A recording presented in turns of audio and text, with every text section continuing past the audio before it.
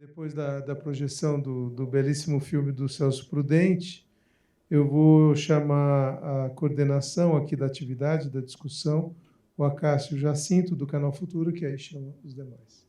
Obrigado. Obrigado, gente. Olá, pessoal. Boa tarde a todos, a todas e a todos. Uma grande felicidade estar aqui com vocês, discutindo, trocando, né, sobre esse documentário fundamental para a sociedade brasileira, né? Trazer ali um pouco da construção, da vida, né, super necessária do Kabelenga Munanga, né, se faz realmente, enfim, muito atual por tudo que está acontecendo, né? Essa semana em Brasília tivemos ali um marco super importante com relação à lei de cotas, que inclusive foi referenciado no documentário. Essa mostra sempre fundamental aqui, na figura do Celso Prudente, aí, na Vitória também. No último dia 16, né, lá no Cine Petra Belas Artes, tivemos um lançamento muito bacana. E, na sequência, provoquei, né, o Celso na Vitória. Puxa vida, eu acho que todo mundo ficou com vontade de falar um pouco, né, com base em tudo que foi colocado. Então, vamos tentar pensar nas próximas vezes de fazer uma troca, uma construção, uma ciranda, para poder ouvir uns aos outros, nos fortalecermos e verificarmos como é que juntos a gente pode efetivamente construir aí uma aliança para divulgar cada vez mais, né, as ações do filme e também dessa educação antirracista. Ainda mais no ano que se completa, né, 20 anos da Lei 10.639, então acho que cada vez mais fundamental a gente, enfim, trocar sobre isso. Eu queria convidar aqui para poder se juntar a gente, Ana Vitória Prudente, por favor.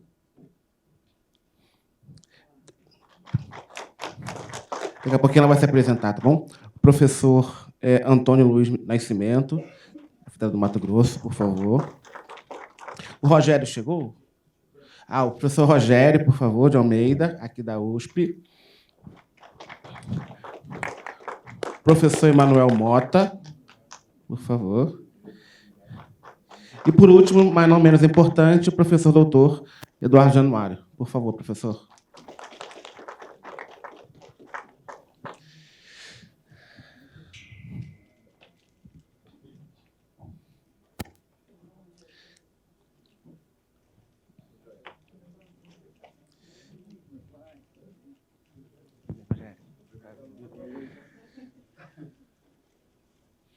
Então, o que eu proponho aqui enquanto dinâmica, né? Vou passar o microfone para o pessoal da mesa, né? Acho que cada um pode se apresentar e aproveitar também, já passar uma impressão aí de cada um de vocês, né, de aproximadamente 3 minutos, no máximo, estourando ali 5, sobre a percepção do filme também e o que mais chamou a atenção para vocês, né? Mas eu começo também compartilhando o sentimento que, logo no comecinho, né, o Kabelenga Munanga ele fala sobre a militância, né? O papel da militância. Eu refleti, estava pensando, puxa vida, não foram os negros, né, os indígenas, que construíram o racismo. Logo, né, um papel de toda a sociedade brasileira militar para acabar com o racismo de fato. Né? Acho que é uma compromisso de todos, não só os negros. Né? Acho que todos, então, por uma questão de reparação histórica, devemos refletir sobre isso e, de fato, construir, né, ações e políticas para poder ajudar a combater o racismo, porque se a gente analisar quem está sendo exterminado, quem está fazendo evasão escolar, quem é a base da pirâmide, situação de rua, situação de fome, em sua maioria são pessoas negras. Hoje pela manhã eu abri a capa do Globo.com, não sei se alguém teve a oportunidade de ver, e eu fiquei assim chocado, como eu fico, enfim, sempre, que literalmente essa capa aqui, ó. Uma pessoa negra morre a cada 4 horas pela polícia em 8 estados, diz pesquisa. E está trazendo vários dados, né? As coisas não param, né? Estão crescendo muito. Então, por isso, faz muito necessária discussões como essas, para a gente poder conseguir juntos aí acabar com essa mazela social. Então, eu vou passar o microfone aqui ao professor Rogério, tá? E aí, na sequência, vocês podem ir trocando. Boa tarde. Dizer que é uma honra, uma alegria estar aqui neste momento de exibição, né, e discussão de um documentário que eu vejo como um documentário histórico. Né? Eu acho que, num ano histórico, né, que marca os 20 anos da Lei 10.639, que é uma lei importantíssima porque ela altera a LDB. Acho importante a gente dizer isso. Muitas vezes as pessoas dizem a lei pega, a lei não pega. E tal. A gente não está falando de uma lei pontual. Né? A gente está falando de uma lei que altera a LDB, ou seja, a Lei de Diretrizes e Bases, que é o documento mais importante que nós temos para pensar a educação. E como você colocou, que eu concordo inteiramente, uma educação antirracista, né, ou uma luta antirracista, é uma educação de todos, né? Assim como uma educação antimachista, né? Não deve ser só uma educação para feministas ou de feministas, né? Mas com feministas, anti-machismo. Assim como uma educação inclusiva deva efetivamente buscar a inclusão e não mecanismos, né, de perpetuação das exclusões. Eu não quero me alongar aqui, eu quero ouvir os colegas, mas eu preciso registrar aqui algo fundamental do processo mesmo de criação desse documentário. E aí não há como falar desse processo sem enaltecer aqui a figura do Celso Luiz Prudente. Então, deixar aqui o registro, né, da importância do Celso na direção desse projeto, principalmente na articulação, e ele fez articulações aqui muito fundamentais para que o documentário sobre o Cabenguelê chegasse aqui para vocês nesse formato. É muito difícil produzir cinema no Brasil, e muito mais no âmbito, por exemplo, da visibilidade que é permitida pelo Canal Futura, pelas organizações Globo, né? Canal Futura, a gente está falando do Globoplay, a gente está falando do Globo News, e a gente está falando de recursos para a realização do filme. Então, isso não seria possível sem a articulação toda do Celso Prudente. Também dizer que esse documentário faz parte, né, das suas pesquisas em nível de pós-doutoramento, que eu tenho a honra, o privilégio, a sorte de poder supervisionar. Então, eu fico muito honrado de ter sido escolhido pelo Celso. Imagina, Celso, as palmas são para você. As palmas são para você. De ter sido escolhido pelo Celso para fazer esse processo de supervisão. E também a generosidade com que ele permitiu que eu contribuísse para o filme. A minha contribuição é mínima e é irrisória perto da contribuição que o filme dá, não só para mim, para a minha formação, mas com todo mundo. Então, para mim, realmente foi uma honra e uma alegria. Mas, na primeira conversa que nós tivemos, né, a gente tratou da concepção do filme, e aí a gente trocou muitas ideias sobre essa questão de que não era para aparecer ali o intelectual, o professor, dando uma aula, né? Mas, sobretudo, a figura humana do Cabenguelê. Porque a figura humana do Cabenguelê engloba tudo isso. Engloba todos esses elementos do professor, do militante, do imigrante, enfim, do pesquisador, né?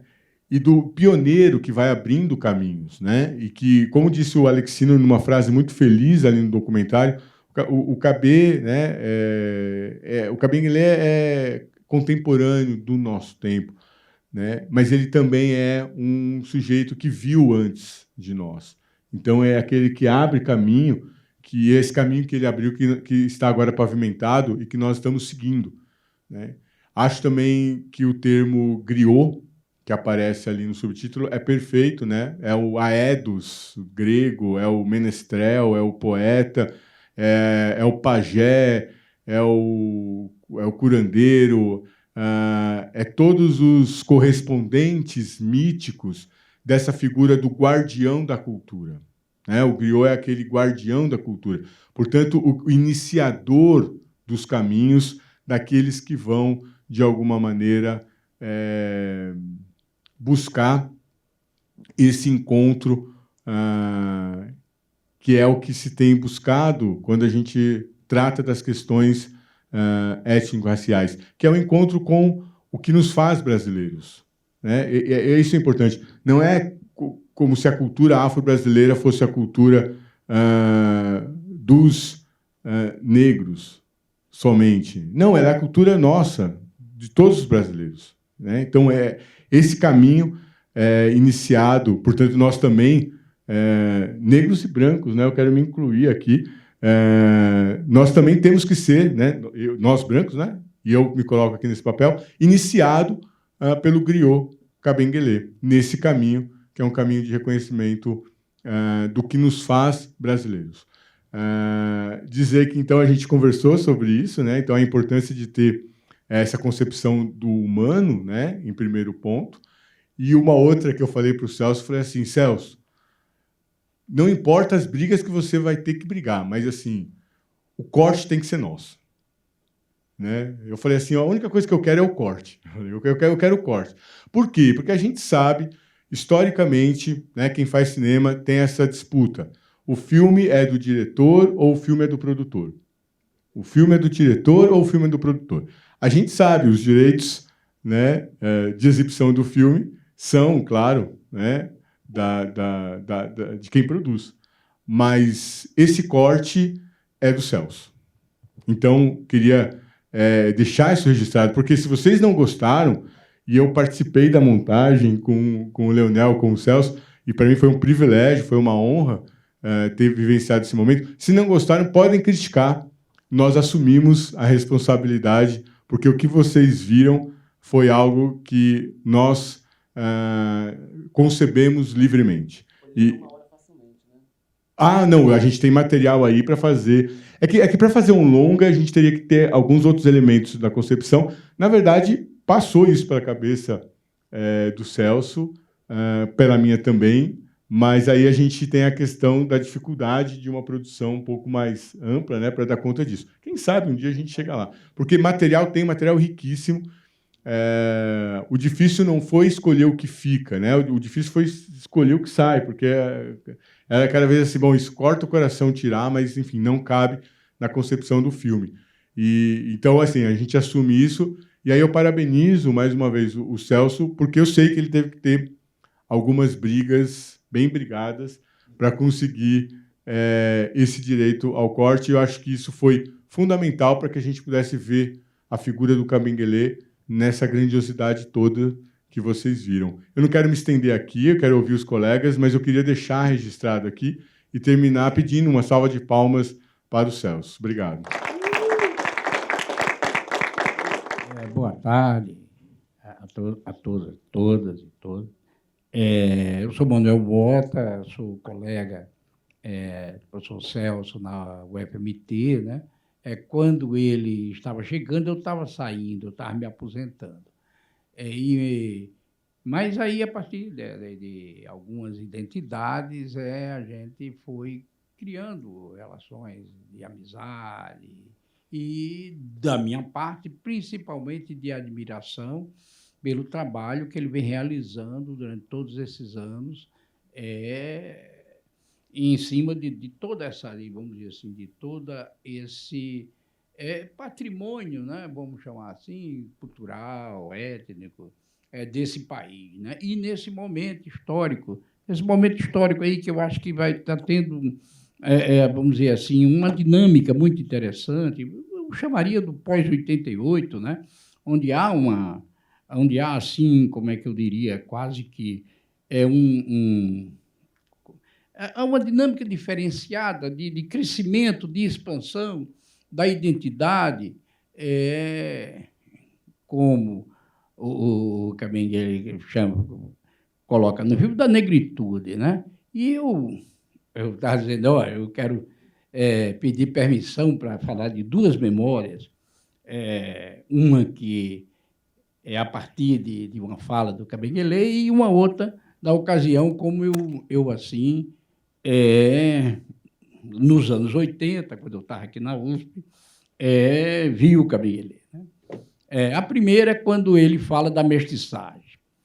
Quando ele fala da mestiçagem, ele fala assim, olha, e diz assim, que uma das identificações para o mestiço, e mesmo para o negro e para a negra no Brasil, é o pardo, a categoria pardo.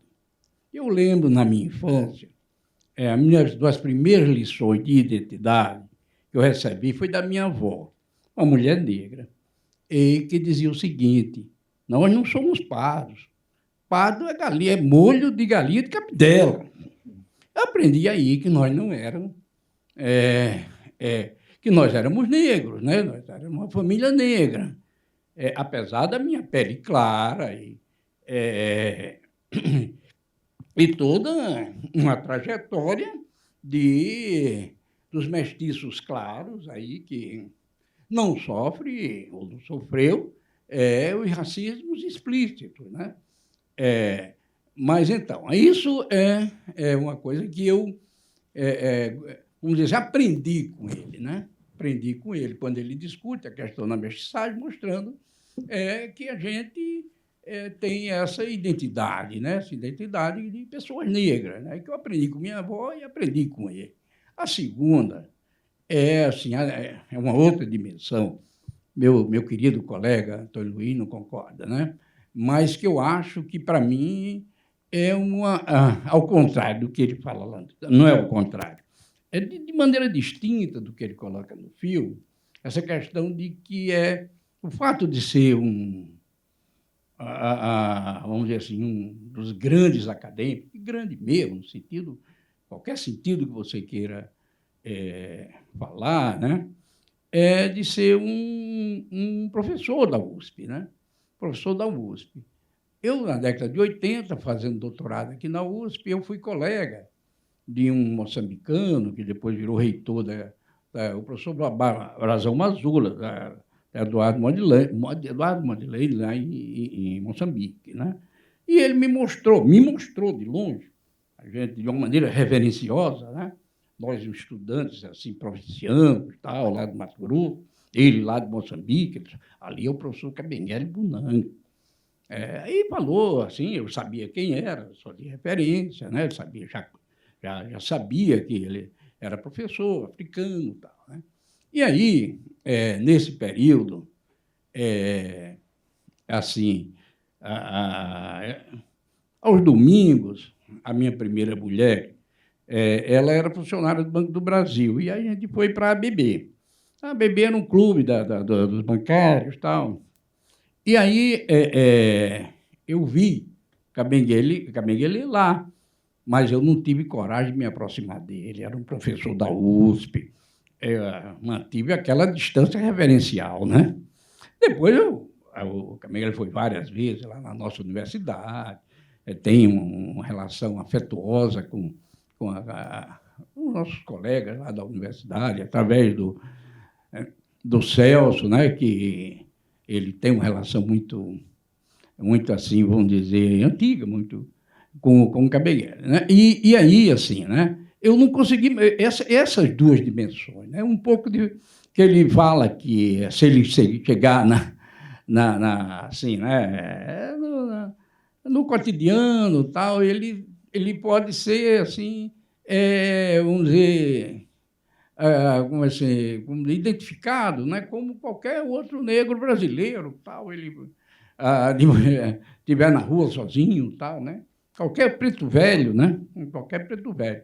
Mas eu digo assim, por outro lado, também tem essa outra dimensão, né? Numa situação pública, eu não tive coragem de me aproximar do professor da USP, né? Para a gente que aluno na época, né, era diferente do que ele que falou assim, que foi orientando dele, né? Não, tinha aquele temor reverencial, né? É claro que isso foi aquele primeiro momento, né? Como eu falei aí, né? De fato, né, eu acho que essas duas dimensões elas são muito fortes, né? Essa de que, e aí eu acho que eu tenho um orgulho muito grande de ter, já concluindo, né, de ter conhecido ele, ter lido o seu trabalho, e a importância que teve para a minha formação, para a minha leitura do que significa ser negro nesse país, né? Então, eu queria só finalizar dizendo que, para mim, olha, Celso, eu fiquei muito emocionado vendo o filme. Acho que é um filme lindo, poético. Você teve uma sensibilidade muito grande, as imagens, tudo o que o filme assim mostra, né? Ele é capaz de mostrar essa, vamos dizer assim, eu diria assim, essa dimensão, né? Essa distinção que é esse grande intelectual. E aí me permitam colocar não como africano, mas como intelectual brasileiro, que tem uma influência muito grande na nossa identidade. E também na nossa formação, né? É muito do que aqui do entendimento que nós temos e das nossas lutas, daquilo que ele chamou lá do engajamento, né?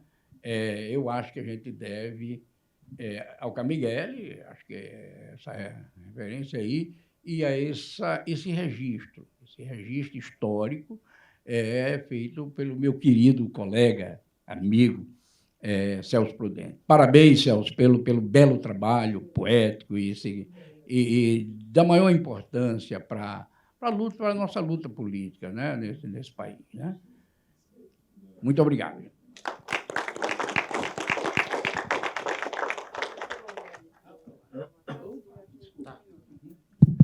Boa tarde a todas as pessoas. Eu sou Eduardo Januário, sou professor da Faculdade de Educação, lá no Departamento de Administração Escolar e Economia da Educação, né? Quero cumprimentar aqui a mesa, né? A satisfação estar com os colegas, com a Cássio, com o Antônio Luiz, né? Com o Manuel, com a Ana Vitória e com o meu colega, que hoje está à frente desse departamento, que é o professor Rogério Almeida. Satisfação estar aqui, né? Quero cumprimentar o meu colega e amigo Celso Prudente e agradecer pelo convite de estar aqui fazendo o comentário do belo filme, né? Quero cumprimentar aqui a plateia, cumprimento toda a plateia em nome do professor Rosenilton Oliveira, estendendo aos ilustres participantes aqui dessa palestra, o professor Rosenilton também, nosso colega lá da Faculdade de Educação. E, em nome da Laura e da Márcia de Cá, cumprimento e estendo a todos os estudantes aqui presentes, né? Laura e Márcia são estudantes lá da pós-graduação, também da Faculdade de Educação, duas mulheres negras que estão lá também traçando essa trajetória. Bom, sobre o filme, né, Celso? Os filmes do Celso sempre me impactam de forma muito pujante, né? O Magrelo me impactou, e eu comentei isso.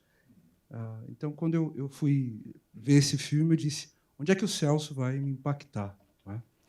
Porque quando a gente fala de trajetórias, e o Alexino está presente nisso, o Alexino tem um documentário que é Trajetórias, ele faz um lindo trabalho ali com o professor Roberto da Silva, inclusive, nosso colega também, lá da Faculdade de Educação. Ele mostra que a trajetória ela é uma metodologia de educação. A partir da trajetória da pessoa, o Museu da Pessoa tem feito esse trabalho também de mostrar a partir de uma trajetória a educação. Como é que você educa a partir de uma trajetória?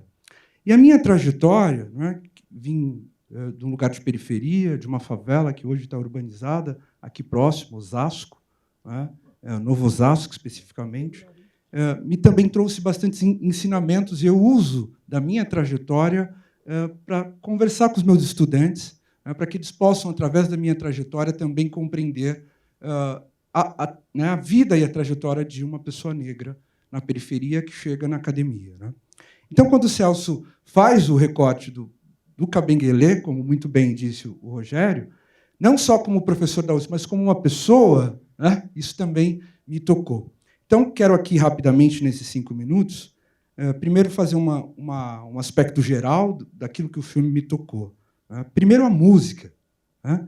A música Fina Beleza começa com o som do baixo, tum-tum, tum-tum, grave e agudo, tum-tum, tum-tum, tum-tum, né? Isso nos lembra o tambor, porque essa ideia da sonoridade, através do som, que imita o tambor, né? Então, aí eu fui ver depois, obviamente, a música cantada pela Fabiana Cosa, e o contrabaixista é o Fimaróstica, né? E o baixo, a todo momento, o baixo está ali, no suspense. Tum-tum, tum-tum. Então, essas imagens me tocaram. Bom, talvez agora o filme não é mais de vocês, é nosso, é uma obra, né? Naquela pegada que você está observando a praia. Peraí, o que é a praia para nós, pessoas negras, né? Qual a importância daquela praia? Eu moro ali pertinho, Solemar, que é divisa com Mongaguá, então conheço muito bem aquele mar, né? Então, a primeira tomada é sobre a coletividade. Veja como o filme não é linear, ele é circular. Ele vai trazendo alguns aspectos e depois retoma o mesmo aspecto em outro momento. Essa foi a percepção que eu tive. Então, ele começa a dizer, o que eu gostava ali era a coletividade, a solidariedade. né? A gente conhecia todo mundo, a gente tinha amizade com todo mundo, as relações de conhecimento. Ele fala o nome da aldeia, né? Que é Benet Taná. Né? Veja que interessante. E aí eu me lembrei dessa trajetória da favela.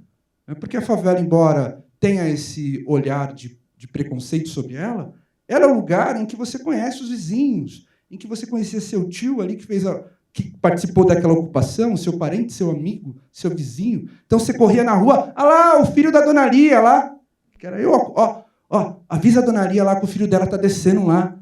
Né? Quer dizer, então aquela coletividade que ele traz ali. Né? Ele vai falar da militância. Olha, o que é um militante para você? O militante tem a importância de mudar o mundo. Né? O pessimista fica com o copo vazio, mas o que é otimista, ele bebe e fica bêbado. Quer dizer, olha as questões simples, né, trazidas pelo filme. Né? Então ele fala de uma antropologia engajada, mostra os livros, né, a importância dos livros, da arte utilitária, né, e a sintonia. Tem um foco que vocês estão ali na praia, conversando com o KB, e, de repente, volta para a praia e mostra um dendezeiro. Quer dizer, coisa simples que eu comecei. Dentro da casa do KB, aquele tambor. Quer dizer, os cenários, me parece, que não eram cenários simplesmente aleatórios, mas eram cenários que também trazem simbologia. Ou, se foram aleatórios, quero dizer para vocês que mexeram com a simbologia. Não é? Isso é fantástico, e também mexe com a simbologia. E queria me focar em 2 pontos aqui, para mim não me estender muito.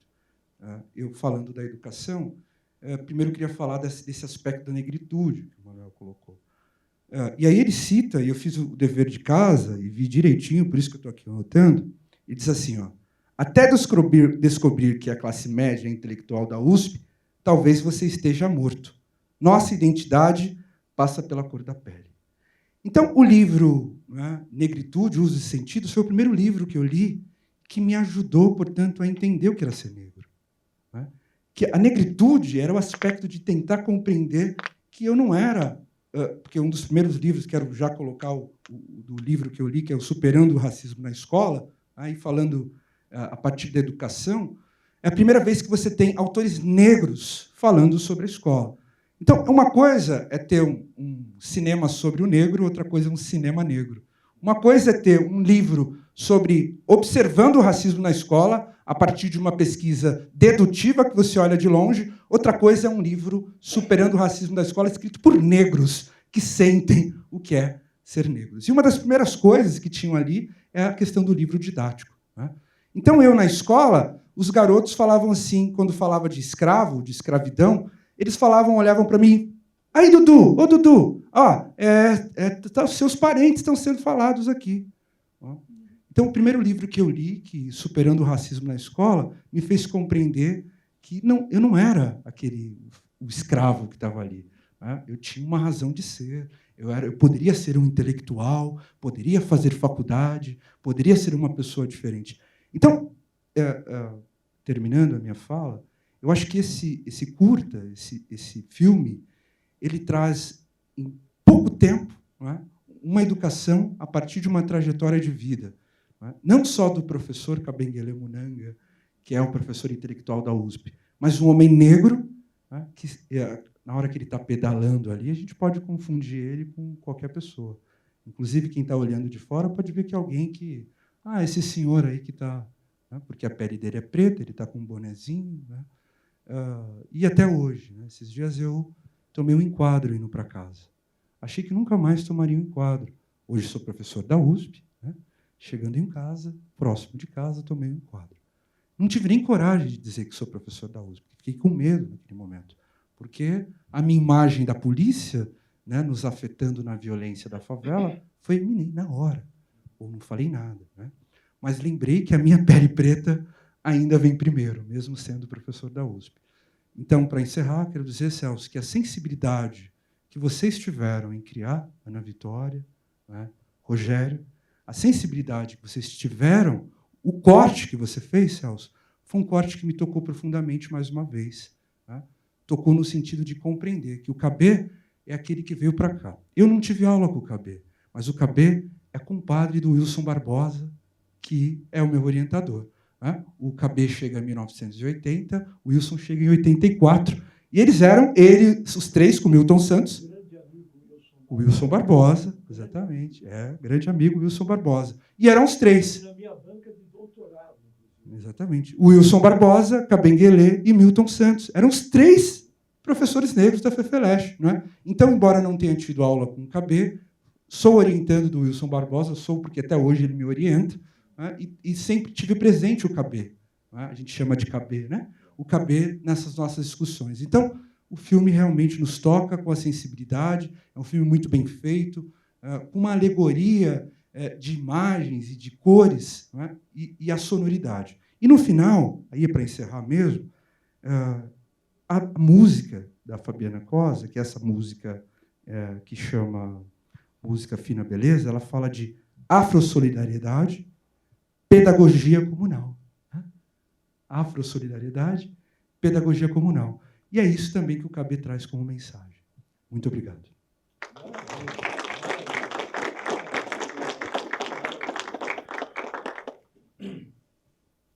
Boa tarde a todos e a todas aqui.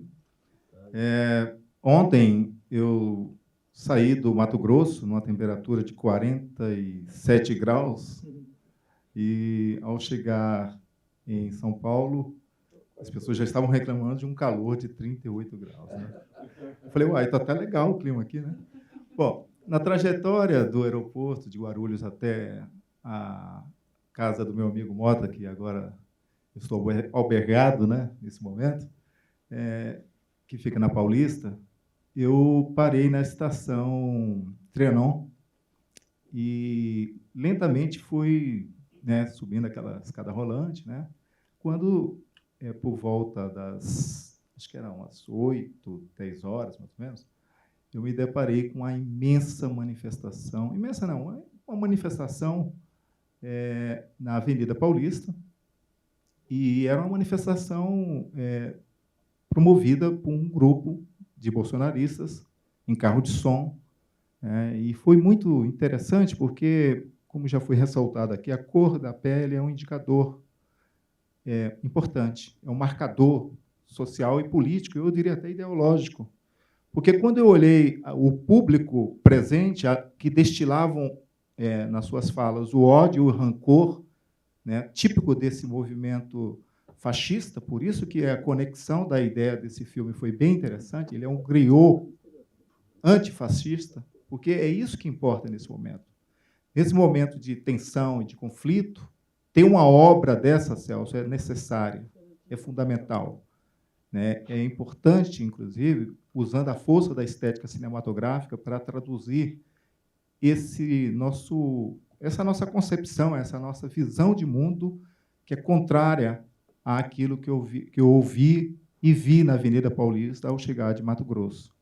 Pessoas rancorosas, destilando veneno para tudo que é lado, falas absurdas, né, antagônicas a toda e qualquer questão cara para todos nós aqui como ativistas ou inseridos no campo democrático.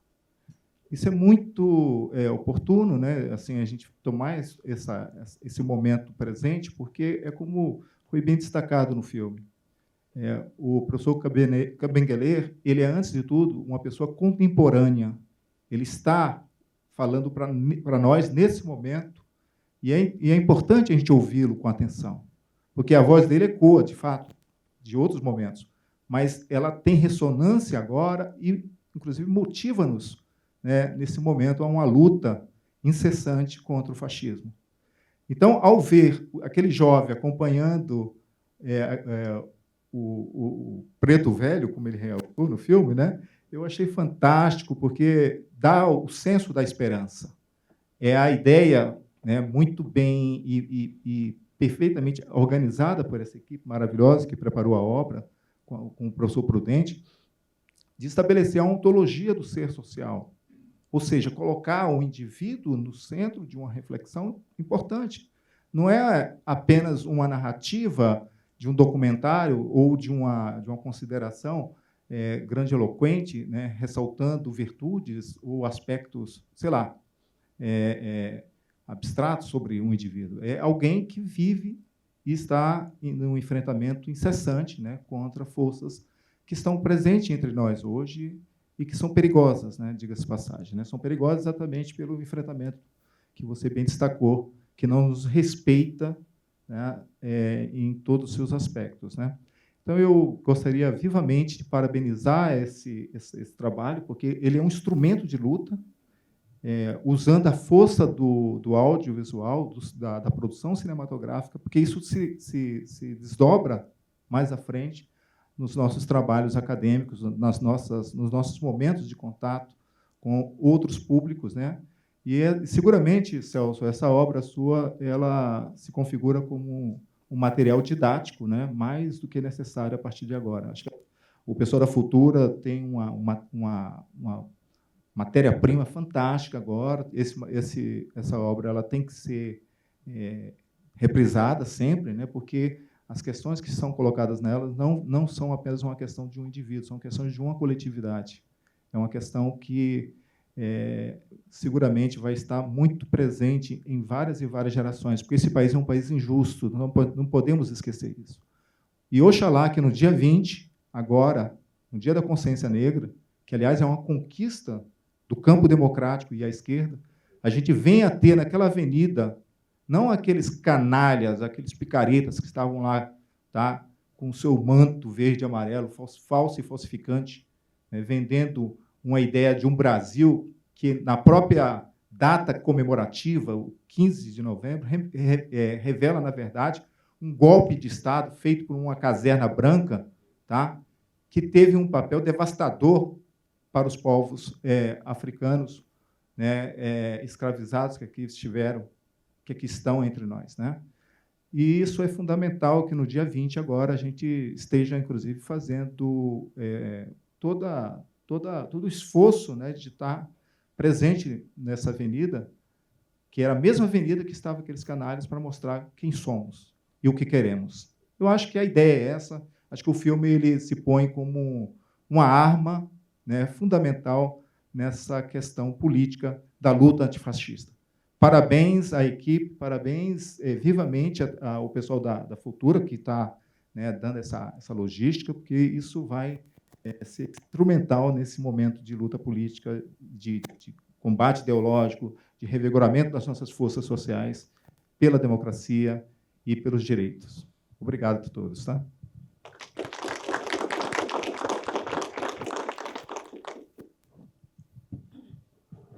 Olá, boa tarde. Eu sou a Ana Vitória Prudente. Obrigada. Antes de mais nada, eu quero agradecer a presença de todas e de todos que estão aqui hoje. Hoje é uma quinta-feira à tarde e eu sei que não é fácil se movimentar na cidade de São Paulo. Sei que não é fácil se movimentar em alguns horários na cidade de São Paulo e dispor de alguns horários na cidade de São Paulo. Então, ter vocês aqui significa muito, né? Então, vou seguindo aqui o professor Januário. Eu cumprimento o professor Rosenilton em nome de todos os professores e todos os representantes institucionais que estão aqui hoje, né? O pessoal do Sinusp e todos os outros professores e professoras que estão aqui presentes, e da Márcia, aluna da pós-graduação. Eu cumprimento todos os alunos e alunas que estão aqui hoje, todos os representantes da pós-graduação.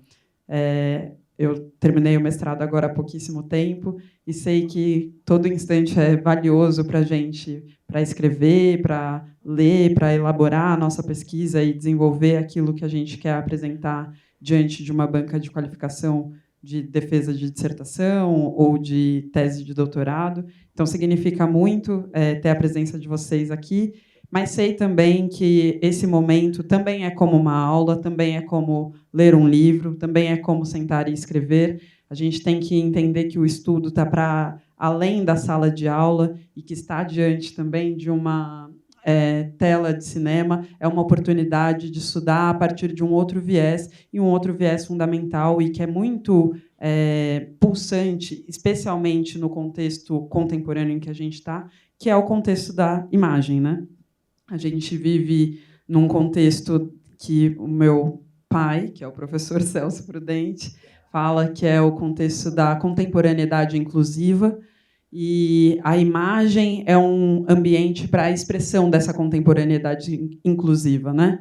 A gente ter o negro e um senhor negro como Kabengele diante de uma câmera de cinema e ter depois essa imagem sendo apresentada numa sala de cinema é uma oportunidade para todos, mas especialmente para a sociedade. Eu vou fazer aqui alguns apontamentos, mas eu pretendo ser breve. Em geral, quando a gente fala do racismo e do antirracismo, até mesmo quando a gente pontua o que é chamado, né, de pacto narcísico da branquitude, em geral, quando a gente está falando disso, a gente está falando para negros e com negros, e por negros. Mas a questão do racismo é uma questão social coletiva. O racismo estagna a sociedade como um todo. Os brancos também perdem com o racismo. Os orientais também perdem com o racismo. Os indígenas também perdem com o racismo. Toda a sociedade perde com o racismo. O racismo é uma questão coletiva social. Então, é por isso que faz tanto sentido para mim que esse filme seja um filme que fale de antirracismo para todos nós, e não só para a comunidade negra, não só para o movimento negro. E isso acho que é bom colocar em palavras e de forma objetiva, porque é comum a gente se esquecer. Então, a gente está nos 20 anos da Lei 10.639, que foi lançada em 2003, né, há 20 anos atrás. É uma lei que ainda passa por algum esforço para ser implementada de fato na escola, mas é um momento de vitória e de conquista, e essa sim é uma vitória e conquista do movimento negro. O ganho é coletivo e social, mas a vitória é do movimento negro, porque a luta é nossa, objetivamente falando. E o mesmo vale, agora foi atualizado, agora mesmo, dia 14 de novembro, segunda-feira, foi atualizada a lei de cotas, que também é um ganho do movimento negro, indígena, movimento das pessoas com deficiência, movimento quilombola. É um ganho de luta desses povos, desses grupos minorizados. Eles não são minoritários, eles são minorizados. São grupos grandes, significativos, numerosos. Entretanto, a gente é colocado à parte na sociedade dentro das relações de poder, e isso faz com que a gente seja tratado como minoria, ainda que não sejamos. Essa vitória é nossa, mas o ganho é coletivo. Quando o negro está na universidade, seja como professor, seja como aluno, toda a sociedade ganha. Porque um negro um negro, um indígena, uma pessoa com deficiência, uma mulher, etc., né, até todos os grupos minorizados, quando eles ocupam esse espaço de poder, eles movimentam a sociedade como um todo. Um negro que vem de um contexto das regiões periféricas, que ocupam esse espaço de poder, ele movimenta a sociedade, porque aí pequenos comércios, todo mundo que está dentro daquele contexto da favela, digamos assim, ou de qualquer bairro periférico, ganha. E esse dinheiro circula para todo mundo. Qual é o dinheiro que não circula? O dinheiro que fica parado nessas nuvens imaginárias, imagéticas, da qual a gente não tem alcance, nos grandes centros ligados às questões financeiras, né? Faria Lima, vou falar o nome de uma instituição para me fazer entender, Banco B3 e etc. Esse dinheiro não movimenta a sociedade. O dinheiro que movimenta a sociedade é do professor negro que veio de uma favela, veio de um bairro periférico, de um aluno negro que está ganhando bolsa e que está na universidade, tem acesso ao estudo e consegue levar a discussão que a gente tem aqui adiante para outras pessoas que talvez não tiveram a oportunidade de ouvir e que, com esse estudante, esse professor, está tendo acesso a essa discussão. E, para mim, essa é a importância fundamental desse filme. Ele permite difundir o acesso, porque o cinema é uma mídia de massa. Mas a mídia de massa é uma mídia que permite uma reprodução que atinge um grupo significativo de pessoas. Então, aqui a gente está com um grupo que vai poder difundir ainda mais esse filme, que está disponível no streaming do Belas Artes à la carte, que está disponível também no Globoplay, e que vai ser exibido também no MISE, que vai ser exibido também no SESI, enfim. a mídia de massa facilita alguns acessos. E é por isso que a gente quer esse tipo de filme sendo produzido pelas mídias de massa. Um filme que discuta a nossa sociedade, que coloque à frente o nosso povo, que mostre as diversas caras do Brasil. E o Kabengele é uma das caras do Brasil. Uma das coisas que o professor Januário, quando ele começou falando, ele fala da circularidade do filme e fala, né, que começa com a questão da coletividade, quando ele fala da comunidade dele lá no Congo, e termina também falando da questão da coletividade, né, com o Kabengele diante da praia e o Leone perguntando o que ele mais sente falta, e aí ele fala: eu sinto falta da solidariedade. Uma coisa que a gente percebe aqui com o cinema negro, que é a pesquisa do meu pai, o professor Celso, e é parte da minha pesquisa também na dissertação de mestrado que eu encerrei agora há pouco tempo, é que o cinema negro é o cinema das minorias, dos grupos minorizados. Porque é a partir do cinema negro que os outros grupos também passam a reivindicar o direito de se colocar diante da imagem, falando sobre si como sujeito histórico, como sujeito político. E então a gente tem, com o cinema negro, também o cinema LGBTQIA+, também o cinema das mulheres, também o cinema dos grupos indígenas, que são grupos enormes, né? São diversas etnias. A gente aqui acaba reduzindo tanto os indígenas quanto os negros como um pequeno grupo, quando, na verdade, é uma grande massa populacional com formas de pensar e de se colocar diversas e que merecem ser escutadas. Então, para mim, uma das partes mais, para encerrar agora de fato, uma das partes mais bonitas do filme, porque é muito singelo, é que o Kabengele fala que gosta de ser visto, né, como esse preto velho, ele tem orgulho dos cabelos brancos, e a gente vive numa sociedade etarista, a gente vive numa sociedade que é utilitarista, e, por isso, aquele que é mais velho não é considerado importante ou necessário, porque ele não tem utilidade, né? Então, eu acho muito bonito quando o Kabengele fala isso, só que aí, nesse giro, nesse espiralar da história, aparece ele andando de bicicleta, o que remete a gente à infância. Então, é um jogo de imagens e de simbologias que fazem a gente pensar que a gente está sempre em construção. Então, o filme, como um todo, me remete a dois símbolos adinkras, que são tecnologias ancestrais africanas. E um deles é o Sankofar, né, o Sankofa, que aí eu transformo em verbo na minha dissertação de mestrado, que é olhar para trás para ver aonde eu posso chegar, aonde eu quero ir, aonde eu estou, mas também sabendo o que eu vivi. O Kabengele traz isso para a gente quando ele coloca que ele foi o primeiro antropólogo formado lá no Congo, mas que ele teve que se desdobrar e trabalhar e se desenvolver estando aqui no Brasil para se descolonizar enquanto antropólogo. E também tem um símbolo, eu não vou saber falar exatamente a nomenclatura do símbolo, mas é Noa-me-a-Anum, que é aquilo que não se sabe pode se conhecer a partir do aprendizado. E aí é um símbolo todo... o Sankofa, acho que vocês devem conhecer, que é um pássaro olhando para trás. Esse outro, que é aquilo que não se sabe pode se conhecer pelo aprendizado, é uma espécie de um labirinto que mostra os caminhos para a gente aprender. E o caminho para a gente aprender há aquilo que eu não sei, e aquilo que eu não sei eu posso aprender. E eu posso aprender por meio do ensino. Para mim, aí as cosmopercepções africanas se apresentam, inclusive, como metodologia de ensino e de pesquisa para a gente trabalhar a educação antirracista. Muito obrigada.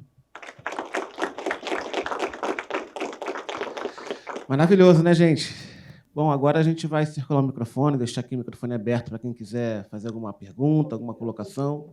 Vou registrar mais uma vez aqui que está um militante aqui antigo do movimento negro, que é o Geraldinho, o Geraldo Potiguar, que nós fomos todos guris, nós fomos guris junto, né? E a sua presença aqui é muito legal, porque é isso daí mesmo. E também está aqui um cineasta antigo, que é o Agenor Alves. Agenor é histórico, cineasta aqui. É isso aí. Maravilha. Então, quem quiser, né, fazer alguma pergunta, fazer alguma colocação sobre o filme, levantar a mãozinha, que a Clara, né? A Clara vai levar o microfone para poder, enfim, você ser ouvido.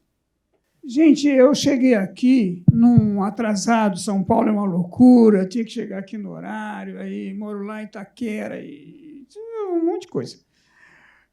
E cheguei bem na hora que o colega ali do segundo, terceiro ali estava falando, e falando da cor dele e viver naquele meio, essas coisas. Eu, quando vinha para cá, eu vinha pensando na questão do Nordeste, né, onde eu nasci, lá em Natal, no Rio Grande do Norte, e a questão da negritude lá, que praticamente ela passa muito assim, de uma forma meio complicada. E nós somos todos chamados de moreninhos, né? Somos todos chamados de moreninhos. Aquele que é mais preto normalmente é aquele que é o ruim, né? Não anda com aquele menino, a mãe fala, não anda com aquele menino lá, o filho da fulana, entendeu? E aí, de vez em quando, ele faz alguma coisa errada, sei lá, fuma um cigarrinho, descola um dinheiro aí, não sei de onde. Não falei que aquele filho daquele fulano não presta, essas coisas. Eu sei que a questão do racismo, a gente não vê falar isso lá no Nordeste, lá em Natal. Ou, pelo menos, não via naquela época. Eu tenho 69 anos. Né? 69 anos. Então, naquela época, eu não via falar. Hoje existe movimento negro lá no Rio Grande do Norte, sim, que eu acompanho pela internet. Então, aí a gente termina chegando numa cidade como São Paulo. Né? São Paulo, e nordestino, sofredor, vem para cá para trabalhar nas obras. Eu trabalhei em construção civil. Né? E morar nas periferias, primeiro nos alojamentos, aqueles alojamentos horríveis, depois na periferia. E a gente, de vez em quando, a gente tem o batismo. Né? Você vai saindo para algum lugar, vai, sei lá, arruma uma roupinha melhor, aquela roupinha da missa, né? E vai tentar falar com a namorada e a polícia está lá na porta, né? Está lá na porta do beco, dizendo onde é que você arrumou essa roupa, como é que esse sapato aí você comprou onde, você roubou, você é ladrão. E, por incrível que pareça, não é incrível que pareça, não, vocês sabem, muitas vezes os policiais levam a roupa, o sapato e tudo, eles roubam. Gente, falando isso aqui na USP, daqui a pouco vão descobrir que eu estou falando. Então, e aí como é que entra no movimento negro? Estou querendo entrar no movimento negro, na questão da organização do movimento negro. Um dia eu passo na Praça da Sé e tem uns meninos lá distribuindo papéis e fala: e aí, cara, existe racismo no Brasil? O que é que você acha? E aquela pergunta: existe, não existe? Termino... Não, vai numa reunião, tem uma reunião lá no domingo, no sábado, no domingo. Eu tenho tempo, né, Celso? Mais um minutinho. 1 minuto e 3 segundos. E vamos na reunião no domingo, no sábado, lá no Bexiga, e termino se entrosando com aquele povo, aprendendo um pouco mais, e aí a gente vai. Aí vamos falar de Kabenguele. Kabenguele Munanga entra na minha vida assim, quer dizer, o Milton Barbosa e o Rafael Pinto, que são militantes aí, conseguiram ir na casa do Kabenguele Munanga, que parece que era bom, Barra Funda, Perdizes, alguma coisa assim. E, nossa, esse homem... Eu olhava para o homem e ele falava, e ele deu a linha do movimento negro unificado. Ele que deu a linha. Porque a gente sabia que existia racismo, sabia que tinha que lutar contra ele, mas como que a gente ia fazer isso?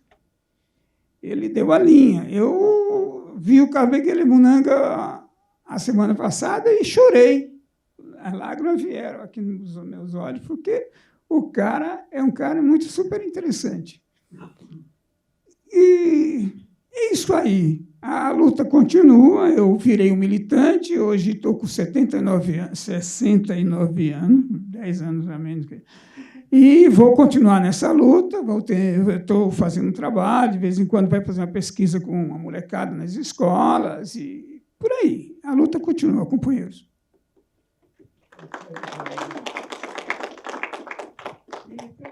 Boa tarde a todas as pessoas. É uma satisfação e uma alegria poder estar aqui. Sou Roselito, como já foi dito várias vezes o meu nome aqui, né, na Faculdade de Educação.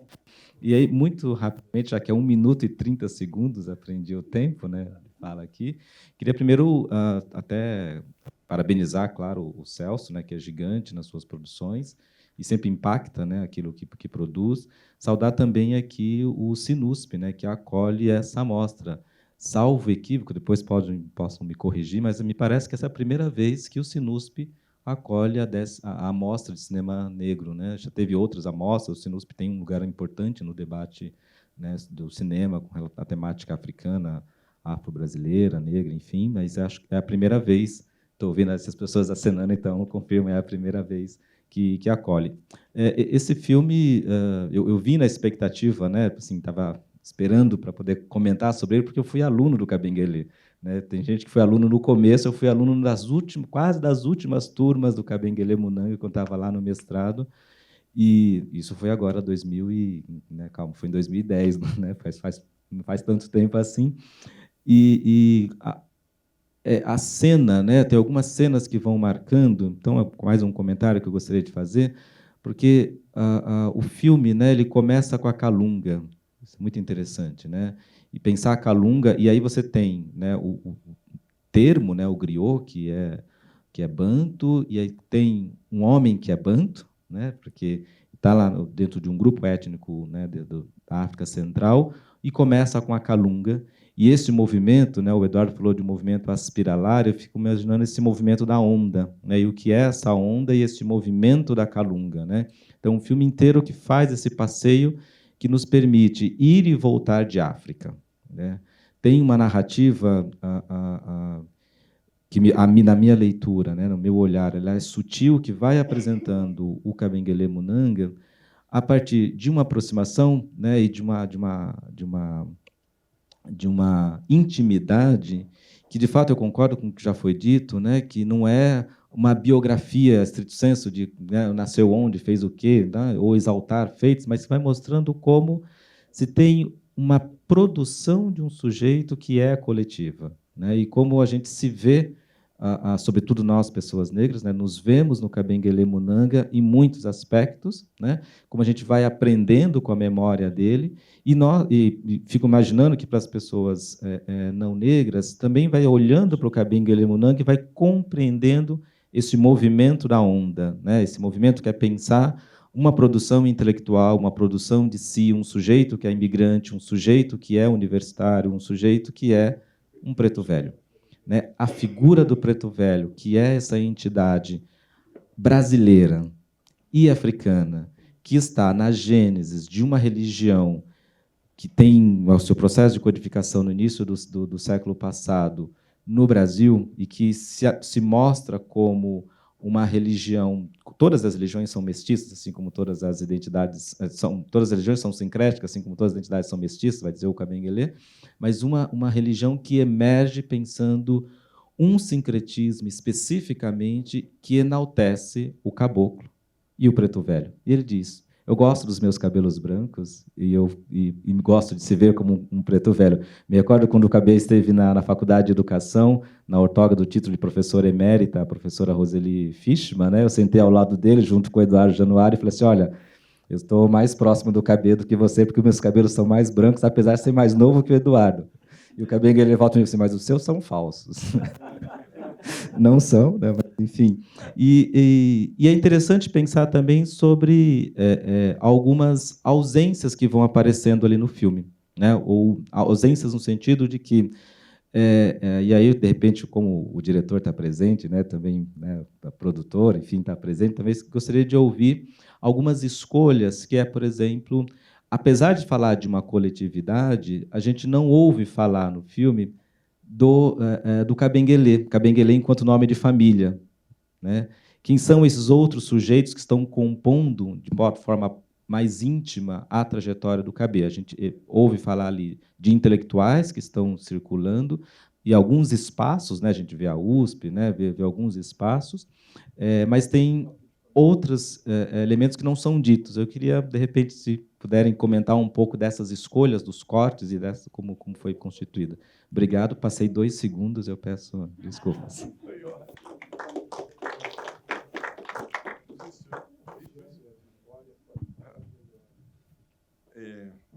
Eu tenho duas... Bom, boa tarde a todos, né? E meu nome é Luiz Paulo Lima.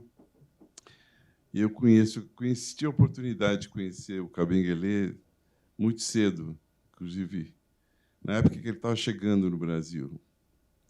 E a minha irmã é antropóloga e teve muito contato com o Kabengele. O Kabengele acabou passando ter uma presença na minha família. Eu tive o privilégio de conviver com o Kabengele em alguns momentos muito ímpares, sabe? Entre ele e meu pai, conversando sobre assuntos que não de intelectual, porque meu pai não tem... meu pai tem uma formação, mas ele tinha um assunto sempre para conversar. Isso era uma coisa assim de demorar horas e horas conversando, e eu estava ali próximo, ouvindo, né? Porque é muita história, né? Muita vivência nessa travessia do Atlântico, do caso do Kabengele. Eu tive também a oportunidade de ir 7 vezes para o continente africano, então lá eu descobri algumas coisas que eu considero importante que está nesse filme. O primeiro delas é que em nenhum dos países que eu fiquei 40 dias, foram viagens programadas, tal, em cima de um projeto, eu não ouvi a palavra negro. Eu percebi que você se torna negro quando você sai do continente africano. Então, o separatismo se tornar-se negro é muito em função do Atlântico e do Índico, que são os 2 mares que permeiam, né, circulam com todos os outros, os encontros com outros lugares do planeta. Tanto é verdade que, em 2 momentos, eu fui visitar uma casa no Benin, numa cidade chamada Uidá. Tem muito a ver com o assunto Kabengele nesse momento. E essa casa era toda amarela.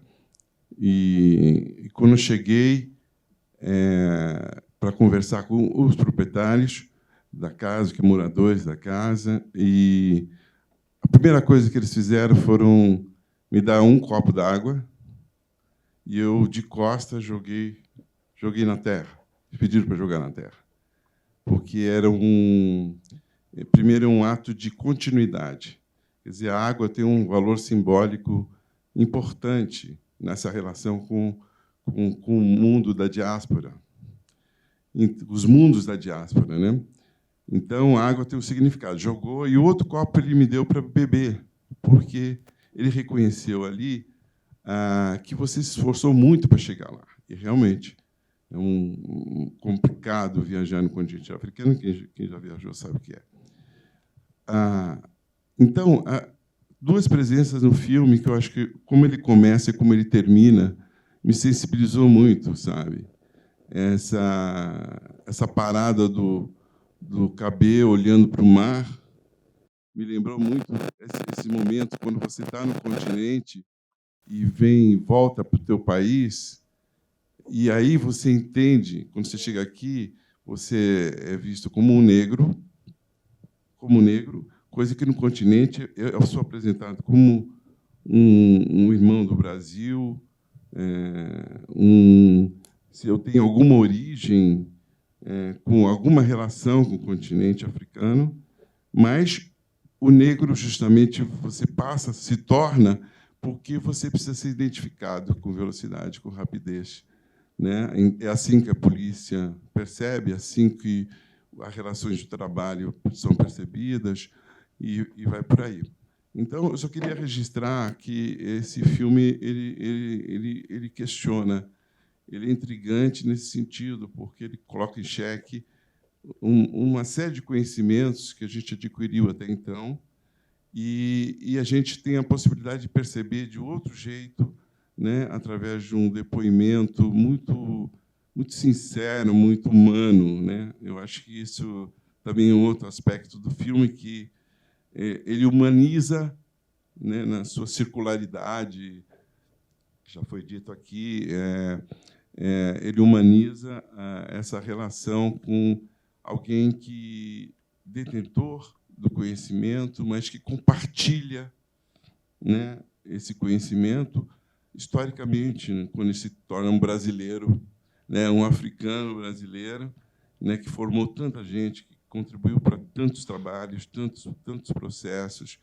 Então, eu acho que essa foi a parte que me instigou muito, assim, me deixou um ponto de interrogação. Falei, pô, legal pensar no retorno, né, de um outro jeito. E o que nos separa nos une, porque a água, ela circula, ela não tem um começo, não tem um fim, ela está em um ato ad contínuo, e isso é de fundamental importância, na minha maneira de ver. Obrigado.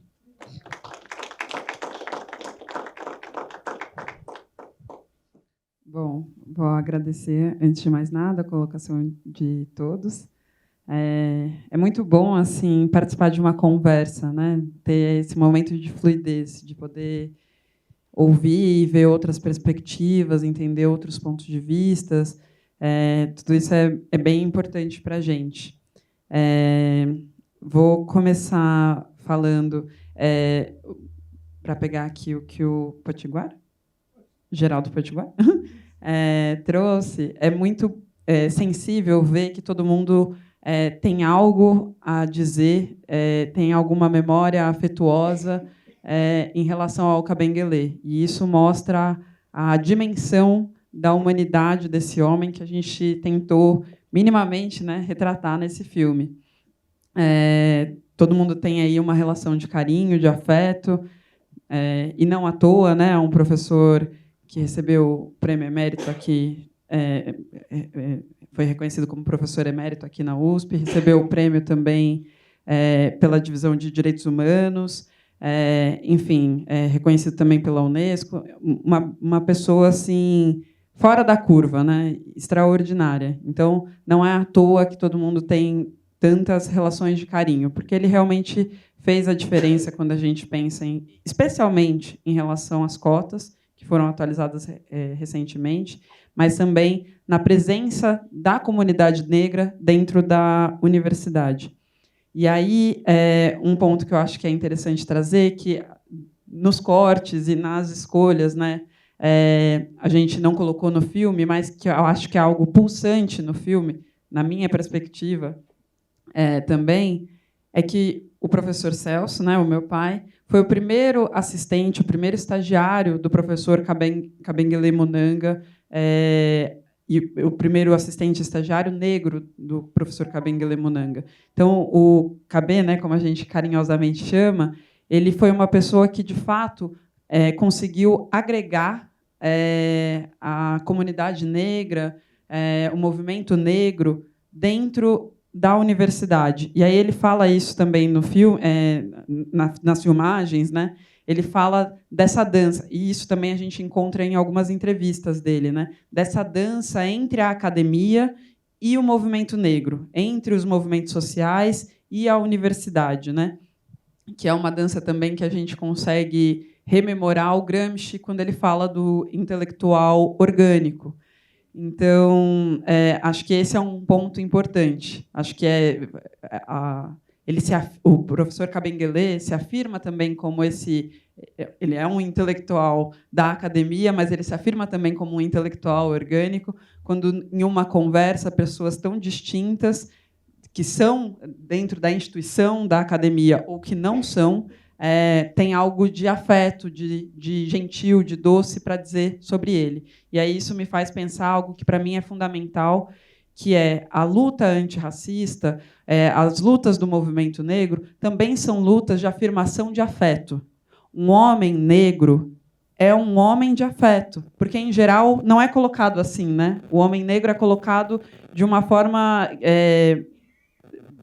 preciso dizer essa palavra por falta de outra, monstruosa. Só que não, é violenta, né? E sexualizada. Mas também é de afeto, e aí eu acho que a gente consegue trazer um pouco disso no filme. E aí o Rosenilton traz aí também a questão, né, tentando responder um pouco na medida do possível, faltou um pouco, talvez, essa questão do nome da família, né, do Kabengele. Eu entendo, assim, é isso. A gente tem, acho que eu me recorde, assim, mas o Rogério, que fez parte da montagem, pode me corrigir se eu estiver errada. Mas a gente tem mais de 14 horas de filmagem. Então, assim, a gente tinha se organizado junto com o Canal Futura para ter um filme de aproximadamente 26 minutos.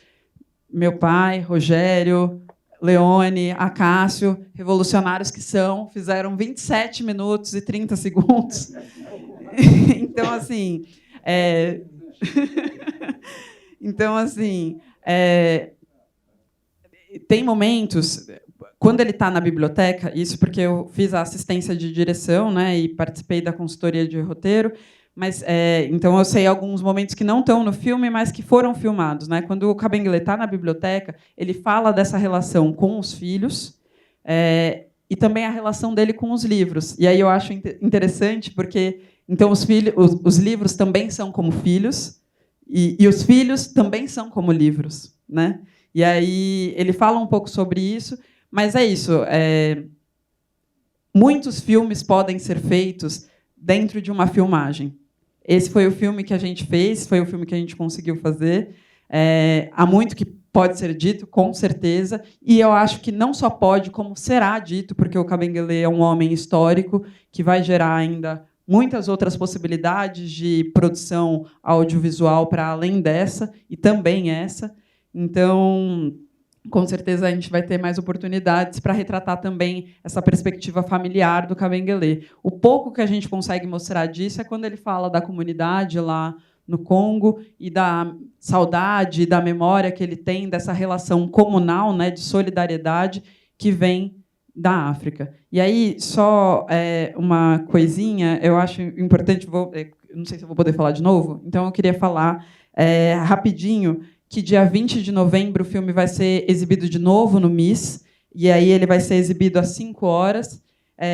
Dia 20 de novembro também a gente tem uma série de mesas de debate, apresentações artísticas, e aí tem uma aula magna com o professor Denis de Oliveira, que é da EFELESH, se eu não me engano, lá.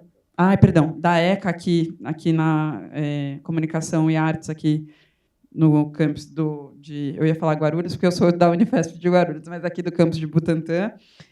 E dia 21, acho que é fundamental dizer para todo mundo que está aqui que venha no dia 21 no SESI, que a gente tem uma aula magna com o professor Kabengele Munanga. Então, a gente vai poder se aproximar dele enquanto esse homem de afeto, enquanto esse homem de uma densidade humanística muito sensível, muito notável, que a gente tenta expressar no filme, mas a gente também vai ter acesso a esse professor, esse grande professor emérito, não à toa, que é o professor Kabengele Munanga, dando uma aula. E aí todo mundo vai poder ter o orgulho, a honra de dizer que foi aluno do Kabengele também, porque essa sorte todo mundo quer, né? Então, a oportunidade está sendo oferecida.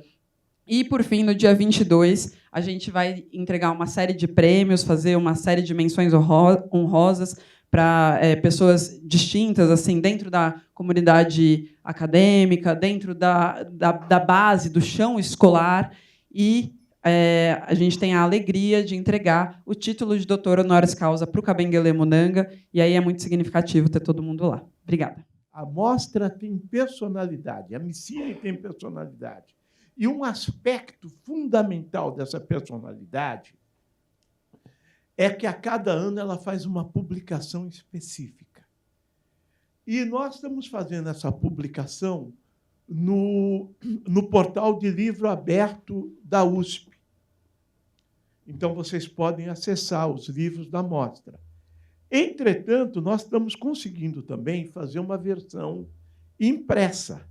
E da versão impressa, quando tira os livros, saem os dois primeiros livros, que às vezes saem com um pouquinho, alguma coisinha de tinta, alguns pequenos defeitos, que é chamado de livro zero. Então, ficou um livro zero. Ficou um comigo, né? E o outro é do Rogério. Eu vou dar o do Rogério aqui só para fazer propaganda. Tá bom? E a Vitória vai dar, a Vitória vai dar.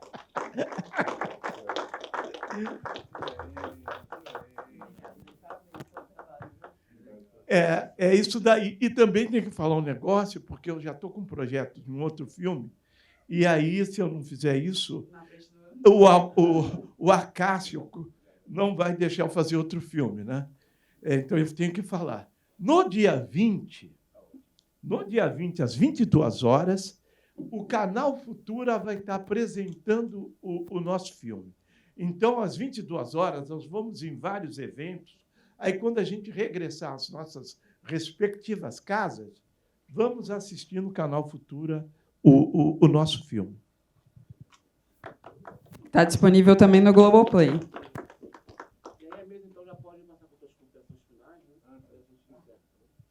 Legal. Bom, como a Ana colocou há pouco, acho que há um make-off aí muito rico e importante, né, que só revigora a nossa compreensão da necessidade, né, de uma edição, ou melhor, reedição, ou nova ação cinematográfica em cima do Kabengele e outros tantos, né, que merecem e devem estar configurados, né, nessa nossa rica produção acerca do cinema negro. Até porque a devolutiva da plenária revela bem isso, quer dizer, é um cinema que tem um componente ético e estético da mais alta grandeza, inclusive para a gente fazer esse enfrentamento político. Eu gosto de acentuar esse ponto, por isso que eu achei super bacana o griot antifascista, porque é isso que importa-nos nesse momento, nesse contexto de inflexão, a gente trazer a força da estética para, inclusive, fazer esse reforço, né, para os grupos e para aqueles que estão na resistência a esse pensamento, a esses pensamentos, esses ideais antidemocráticos que vigoram entre nós aqui, né?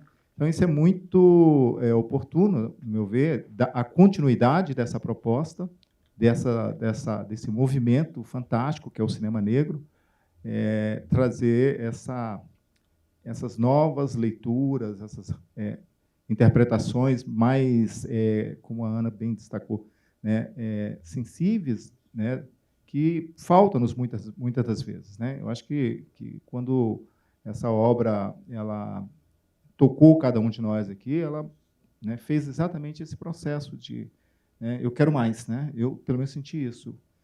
O Celso falou média-metragem, né? E eu falei, eu quero mais ainda. Acho que agora você tem que fazer uma nova versão junto com a equipe aqui, né, para a gente poder dar uma continuidade a esse processo maravilhoso. Penso que o processo criativo que está rolando nesse momento ele vai envolver novas gerações. Nós estamos com uma determinação muito forte, inclusive, já vou fazer um spoiler aqui, Celso, de levar o Kabengele Munanga para Cuiabá, até como forma de reverenciá-lo, né, e colocar a nossa instituição, Universidade Federal de Mato Grosso, a par da grandeza desse grande homem. E vamos mover esforços no sentido de, né, estabelecer aí a honoris causa para ele por parte da nossa instituição. Muito bem, eu acho que, no geral, foi e é uma experiência fantástica estar aqui com vocês. E, mais uma vez, eu acho que a gente tem que ocupar os nossos espaços, né? Dia 20, né, com o Dia da Consciência Negra, se manifestar, né? Dar eco a essas vozes que estão nesse momento retratadas e filmadas pelo professor Celso Prudente. É importante a gente entender que nós temos que ser militantes agora, né, até para não cairmos num pessimismo destrutivo que não faz nada bem à nossa causa. Obrigado a todos e a todas. Eu quero agradecer, né, agradecer ao Celso Prudente por ter aberto os caminhos para nós. Eu sou de uma geração mais nova, tenho 46 anos, faço 47. E se não fosse essa geração, né, de vocês, que enfrentaram muito mais problemas que nós na academia, a gente não tinha chegado aqui. Né? Então, viva Celso Prudente, viva Kabengele Munanga, né? Viva o povo preto, a pova preta, né? As mulheres pretas, né? que está nessa luta, e favela é nós. Né? Muito obrigado. O meu querido conterrâneo Geraldo Potiguar entendeu o sentimento de reverência que eu expressei aqui, né? E, de fato, é isso mesmo. Que você entendeu vou chamar de temor reverencial. Você olha assim, né? Você não... Nós nordestinos, né? Assim, fica meio cuidadoso, né, Geraldo? Então, é isso. Eu acho que... Parabéns. Olha, fiquei muito emocionado e assim, te agradeço por ter trazido aqui para a gente conversar com todas e todas, né? E dizer que acho que você está trazendo, Ana Vitória, uma contribuição muito grande aí para aquilo que o Kabengele chama a atenção no filme, né? Essa militância, vamos dizer assim, esse engajamento na luta, né? Eu acho que ele mostra a importância disso tudo aí. Então, eu fico muito honrado de ter estado aqui com todos vocês e todas, né?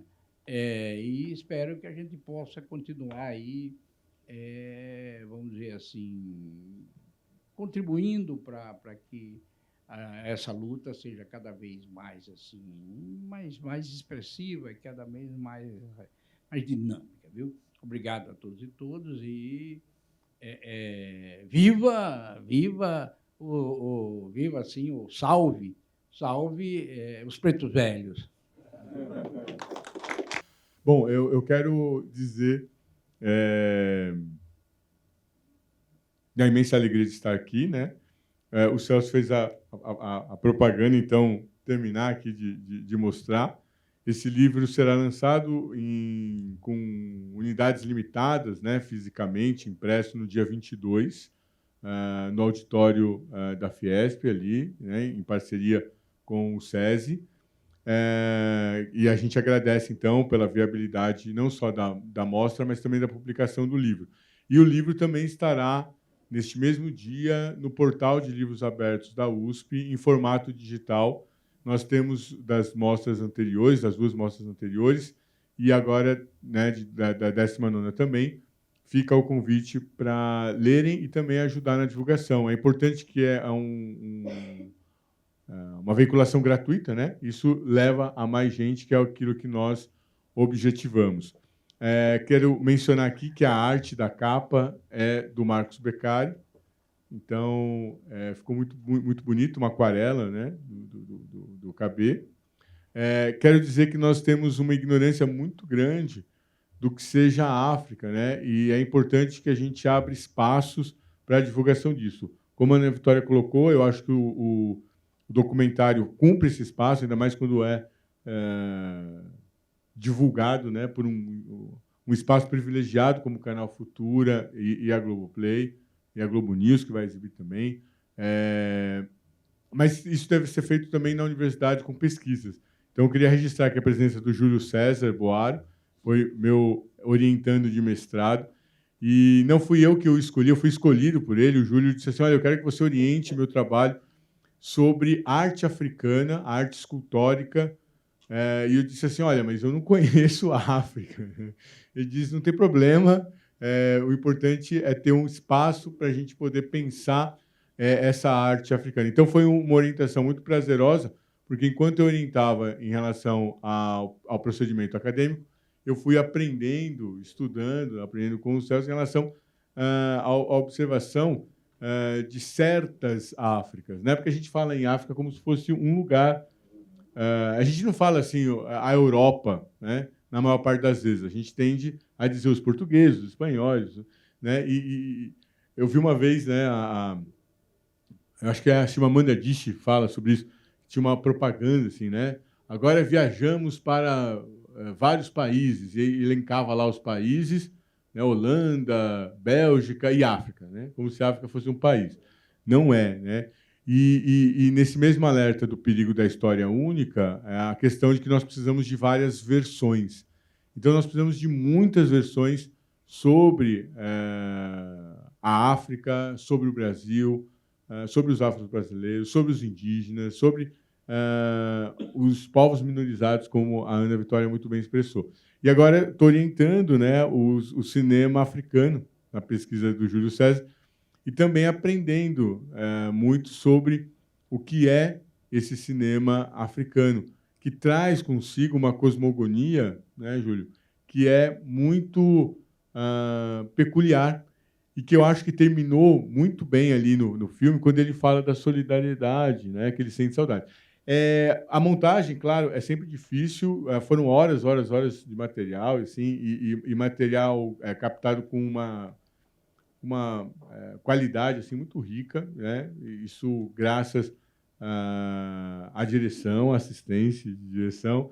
Os símbolos ali aparecem, eles não estão de fato à toa, nem foram ignorados, mas também, né, o apoio da Futura, que, né, possibilitou isso. Tem uma questão que é o formato mesmo dele, né? Respondendo um pouco a pergunta do professor Rosenilton, tinha uma questão que era o formato, né? Então a gente teve que trabalhar dentro desse formato de uma média-metragem, né? 25 minutos, 26, quem sabe, 27, né? E de fato ele terminou ali com 27.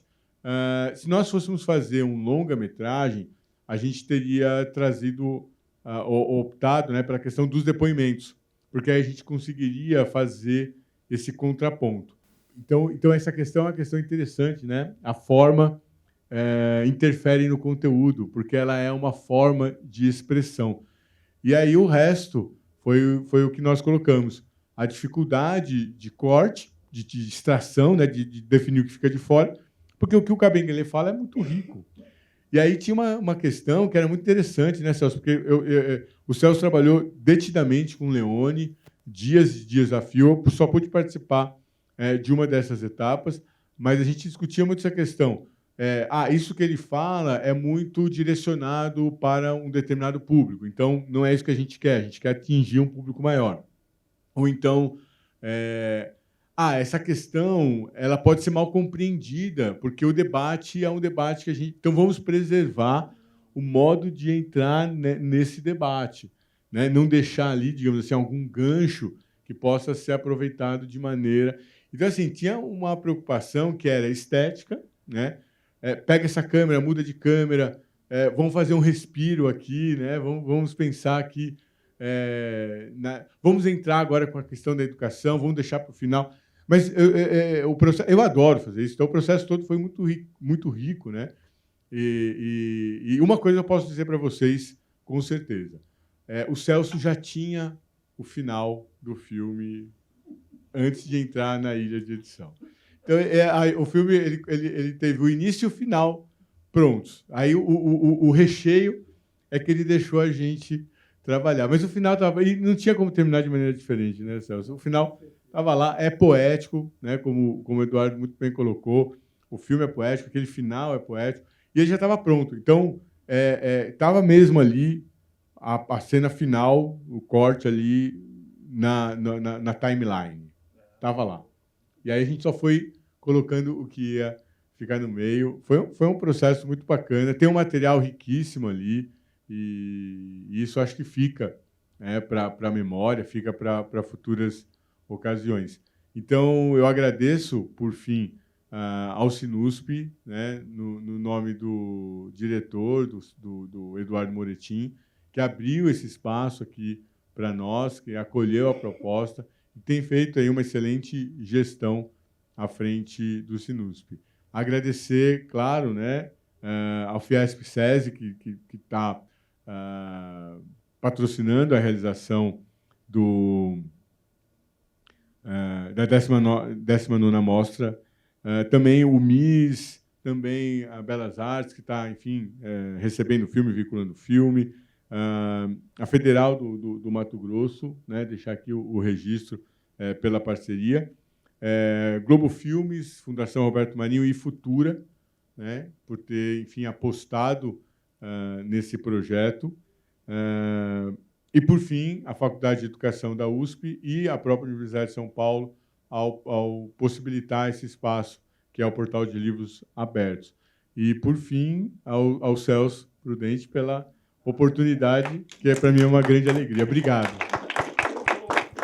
Então é isso, gente. Parabéns para todos nós, né? Parabéns para os envolvidos aí. Eu, enquanto Canal Futuro e Fundação Roberto Marinho, fico muito feliz, né, de poder dar só mais fortes para essa iniciativa acontecer. O Canal Futuro sempre foi esse ponto de encontro, esse espaço de mediação. A gente fala sobre muitas agendas prioritárias, mas sempre ouvindo quem, de fato, está na ponta, né, fazendo acontecer. Então, realmente, é um projeto que a gente quer dar mais visibilidade ainda. Contem para a gente para outras ações. Inclusive, nós criamos uma faixa permanente de educação antirracista todas as terças-feiras, de 21h até meia-noite, somente falando sobre essa agenda. Tem muitos projetos aí já sendo construídos e consolidados, e novas possibilidades estão abertas também para poder dialogar. Também estamos retomando com um projeto também muito bacana chamado Acordo da Cultura, creio que talvez alguns de vocês já conheçam. Foi um projeto criado há 20 anos atrás, junto com a lei, para ajudar a dar escala para 10.639. Está ganhando um corpo diferente agora, incluindo também a 11.645. E vamos juntos, literalmente, tá bom? Um abraço para todos, muito obrigado.